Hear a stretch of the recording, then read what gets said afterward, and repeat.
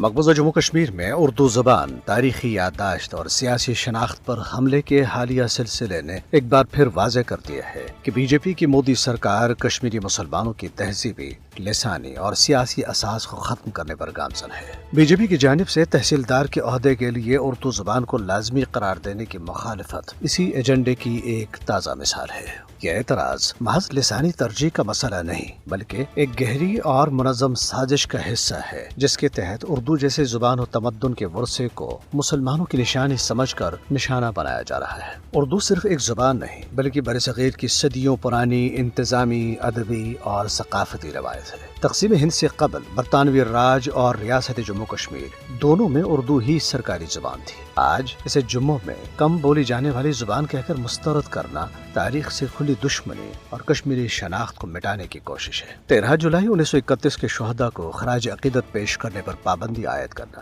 حتیٰ کہ اپنی ہی سیاسی نرسری کے لوگوں پر بھی پابندیاں لگانا، اس دن کی سرکاری تعطیل کو منسوخ کرنا، تعلیمی نصاب کو تبدیل کرنا، اہم مقامات، سڑکوں اور عمارتوں کے نام تبدیل کرنا، سرکاری دفاتر و تقاریب میں پھیرن اور ٹوپی پہننے کی ممانعت کرنا اور مجموعی طور پر کشمیریوں کی تاریخ و تہذیب اور جداگانہ تشخص کی علامات کو مٹانا اسی تہذیبی یلغار کے جزو ہیں۔ بھارتی سیاسی خیمے سے وابستہ سجاد لون بھی یہ کہنے بلکہ اعتراف کرنے پر مجبور ہیں کہ بھارت کشمیری تاریخ کو دوبارہ لکھنے اور اس قوم کی سیاسی خودی کو مٹانے کی منظم کوشش کر رہا ہے۔ اردو زبان کی مخالفت، شہداء کی قربانیوں کو بھلوانا اور تعطیلات کا خاتمہ، یہ سب ایک ہی بیانیے کا حصہ ہے۔ کشمیر کو بے تاریخ، بے زبان اور بے شعور بنا کر قومی مزاحمت کو کچلنا۔